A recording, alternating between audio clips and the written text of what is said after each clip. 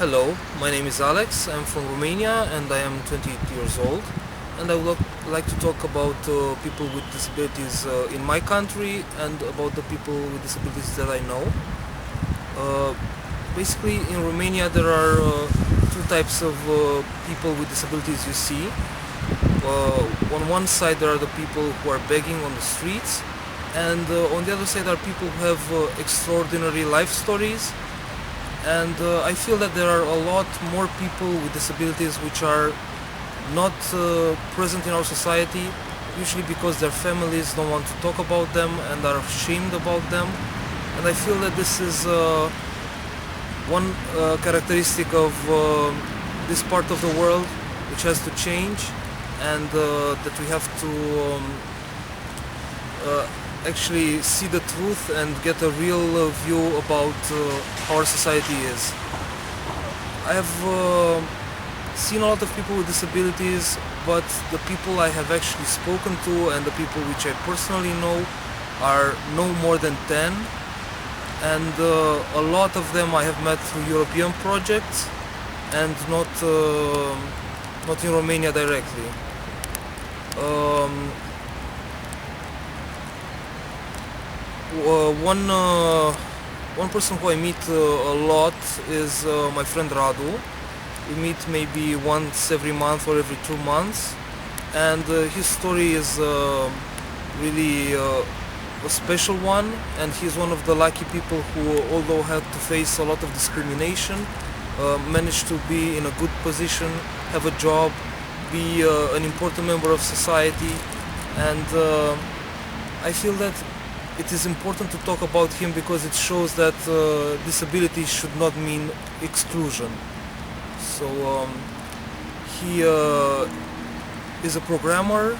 He studied to be a programmer, but he had a lot of trouble to get to university and get his degree and to get his master's degree, because people didn't have any way to test his knowledge. He could not read what the assignments were, and he had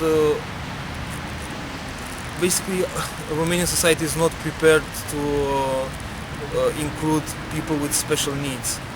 And another way in which he had some trouble is that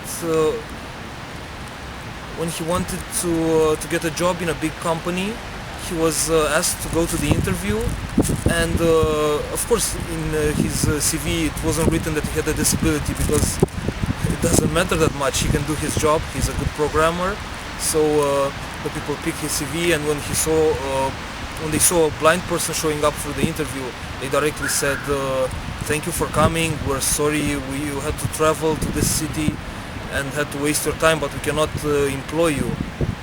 And of course that was bad for him. He had a sad experience, but the funny part is that nobody put his CV away. So after a couple of months, a person from the HR department called him again and asked him, oh, are you still interested in the job? And of course, with his good sense of humor, he said, I am interested, but unfortunately I'm still blind, so no thank you. Right now he started his own company, and he's working on websites, he's working on software, and his story is really a great one, but it should not be the exception, it should be the rule. And I think that talking about people with disability is only going to help, and we should try to talk to people and see that they are the same as us, and that they should have the same rights and the same opportunities as us. So, thank you. Hi, I'm Corina. I'm from Romania, and I just wanted to tell you a beautiful story of a man who went through a lot of difficult situations, but he's a fighter and he managed to win at the end. So when I met him, we were at a wedding. He was surrounded by his family. It was a very healthy social environment. What happened to him is that when he was 7 years old, he had a car accident, and now he's 75% paralyzed. He can only move one of his hands. He cannot feel the rest of the body, just the face and one of the hands. So what happened to him is that he was lucky. One of the members of his family is a teacher, and it was very difficult for him to go to school to learn, but he had this luck and he studied at home.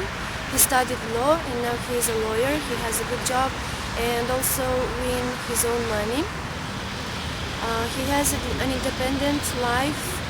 He lives in a home like separately from his family and he pays for a rent. And yeah, so it's very important how little things can change the life. When they switched from keyboards to touchscreen, for him it was like a very big improvement because he has only one hand, so he could just study much more faster. Everything he does is slower than for usual people. It's not something that can be, it's not very accessible for everybody. What happened to him is like very special. It's just a proof that it can happen in the future to other people also. His luck was that his family had a little bit of money and they could improve his situation. Yeah, so just keep in mind that it can be better and we as a society can help each other much more than we do it right now. Bye. Добрый день, меня зовут Андрей, я из города Сумы, Украина, и я хочу рассказать о своем опыте общения с людьми с инвалидностью. У меня был дядя, который был инвалид не от рождения, он получил эту инвалидность примерно 50 лет, ему отрезали ногу, но после этого он все равно продолжал жить полноценной жизнью. Не было никакой поддержки от государства, была только поддержка от своих родственников, от своих друзей. Люди с инвалидностью могут и делают это, они живут полноценной жизнью, они стараются все делать для того, чтобы ощущать себя полноценными людьми. Без ноги он продолжал ездить на машине, без ноги он продолжал ходить, используя протез, даже на свой немолодой, скажем так, возраст. Несмотря на то, что у него было очень много медицинских препаратов, с помощью которых он поддерживал состояние своего организма, он не показывал это. И что я хочу сказать, то есть люди, которые сдаются, а есть люди, которые не сдаются. Вот я призываю всех людей с инвалидностью не сдаваться. Спасибо. Hello, my name is Alex. I'm from Belarus. I'm 31 years old. I have a disability since childhood. I have only one arm. People with disabilities are seen as a nuisance in Slavic culture. They are either funny or freaky. So it depends a lot on your surrounding. If it is supportive or is it restrictive. My parents were really restrictive. I had no personal freedom until I was 23 years old or so. I've got my personal freedom only after my mother has died, and then I had to reinvent myself to find new ways and to find a job, because welfare in Belarus is not enough to live. It was just $20 at that time, and I had only bread and water. But I managed to reinvent myself, to find a job, to develop social skills.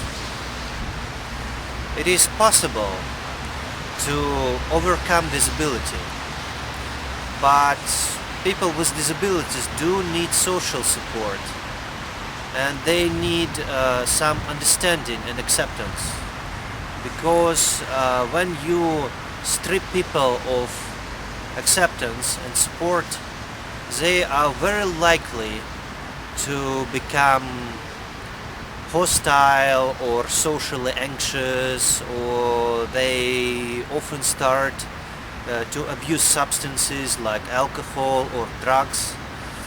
It is more common among people who have got their disability being healthy before, it is not as clear to me because I have been that way all my life. I cannot compare. I've lost nothing. It was bad from the beginning. So just be humane. Just try to understand different situations. Thank you.